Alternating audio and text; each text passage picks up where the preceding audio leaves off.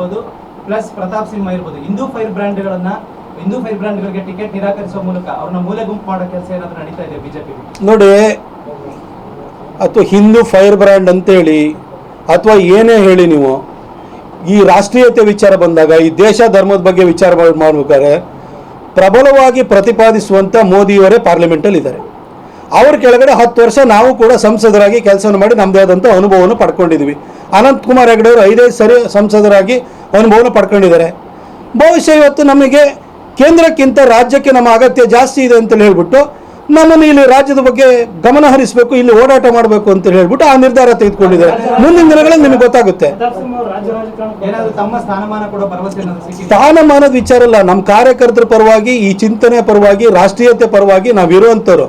ನಾನೊಬ್ಬ ಪತ್ರಕರ್ತನಾಗಿ ಕ್ವೀನ್ಸ್ ರೋಡಲ್ಲಿ ಬರ್ಕೊಂಡು ಕೂತಿರೋನ್ನ ತಗೊಂಡೋಗಿ ಸಂಸದನ ಮಾಡಬೇಕಾದ್ರೆ ನಾನು ಪತ್ರಕರ್ತನಾದ ದಿನಗಳಿಂದಲೂ ಕೂಡ ನಾನು ರಾಷ್ಟ್ರೀಯತೆಯನ್ನು ಪ್ರತಿಪಾದನೆ ಮಾಡಿದ್ರಿಂದಾಗಿ ನನಗೆ BJP ಟಿಕೆಟ್ ಕೊಟ್ಟಿದ್ದಲ್ಲ, ನನಗೆ ಸಂಘ ಮತ್ತು ಮೋದಿಜಿಯವರು ಟಿಕೆಟ್ ಕೊಟ್ಟಿದ್ದು. ಅವ್ರು ತಗೊಂಡೋಗಿ 10 ವರ್ಷ MP ಮಾಡಿದರು. ಇವತ್ತು 10 ವರ್ಷ MP ಮಾಡಿ ಆದ ನಂತರ ಈ ಸಾರಿ ಬೇರೆಯವ್ರಿಗೆ ಅವಕಾಶ ಮಾಡಿಕೊಟ್ಟಿದ್ದಾರೆ ಅಂತೇಳಿ ಹೇಳಿದರೆ 10 ವರ್ಷ ಅಲ್ಲಿ ಕೆಲಸನ ಮಾಡಿದ್ದೀನಿ. ಎಲ್ಲ ಸಂಸದರು ಎಷ್ಟು ಕೆಲಸ ಮಾಡ್ಬೋದು, ಒಬ್ಬ ಸಂಸದನಾಗಿ ಒಂದು ಕ್ಷೇತ್ರಕ್ಕೆ ಏನೇನು ಅಭಿವೃದ್ಧಿ ಕಾರ್ಯ ತರ್ಬೋದು ಅಷ್ಟನ್ನು ಕೂಡ ನಾನು ಮಾಡಿ ಆಗೋಗಿದೆ.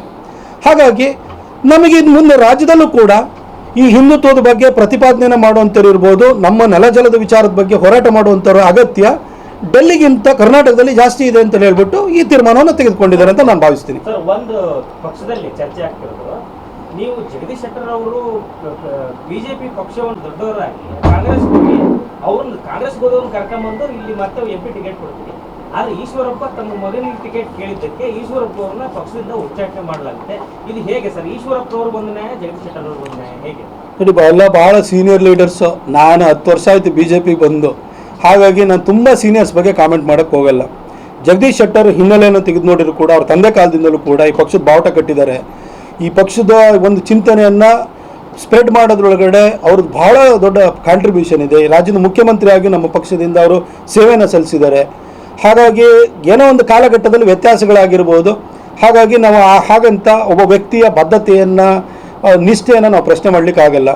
ಈಶ್ವರಪ್ಪ ಸಾಹೇಬರು, ನಾನು ಹೇಳ್ತೀನಿ, ಈಶ್ವರಪ್ಪ ಸಾಹೇಬರು ಏನು ಬದಲಾವಣೆ ಅಂತ ಹೇಳ್ತೀರಿ?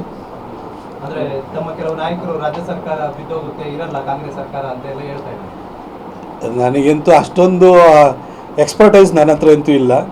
136 ಸೀಟ್ ಇದೆ, ಅದನ್ನ ಹೆಂಗೆ ಬೀಳುತ್ತೆ ಅಂತ ನನಗೆ ಅಷ್ಟೊಂದು ಗೊತ್ತಿಲ್ಲ. ನನಗೆ ಅಷ್ಟೊಂದು ರಾಜಕೀಯ ಅನುಭವ ನನಗಿಲ್ಲ. ಬೀಳೋದು ಹೆಂಗೆ ಬೀಳಿಸೋದು ನನಗೆ ಅದನ್ನು ಬೀಳಿಸ್ ಗೊತ್ತಿಲ್ಲ ನನಗೆ. ಇಲ್ಲ, ನನಗೆ ಹಾಗಂತಲ್ಲ. ಈಗ ನಾನು ಕೆಲವು ವಿಚಾರಗಳು ಕೇಳಬೇಕಾದ್ರೆ ನನಗಿರೋವಂಥದ್ದು ಸೀಮಿತವಾದಂಥ ನನ್ನ ಜ್ಞಾನ ಇರೋದು, ನನ್ನ ಅನುಭವ ಇರೋವಂಥದ್ದು. ಈ ಅನುಭವದಲ್ಲಿ ನಾನೇನಾದ್ರು ವಿಧಾನಸೌಧದಲ್ಲಿ ಹೋಗ್ಬಿಟ್ಟು ಯಾವ ಥರ ಪಾಲಿಟಿಕ್ಸ್ ಮಾಡಿದ್ದಿದ್ರೆ ನನಗೆ ಗೊತ್ತಿರ್ತಾ ಇತ್ತು. ನನಗೆ ಆ ಥರದ್ದು ಗೊತ್ತಿಲ್ಲದಲ್ಲೇ ಇರೋದ್ರಿಂದ ನಾನು ಮಾತಾಡೋಕ್ಕಾಗಲ್ಲ. ಆದರೆ ದೇಶಕ್ಕೆ ಸುಭದ್ರವಾದಂತಹ ನಾಯಕತ್ವ ಮತ್ತೆ ಮೋದಿಯವರ ನೇತೃತ್ವದಲ್ಲಿ ಸಿಗುತ್ತೆ, ಅದನ್ನು ಮಾತ್ರ ಹೇಳ್ತೀನಿ.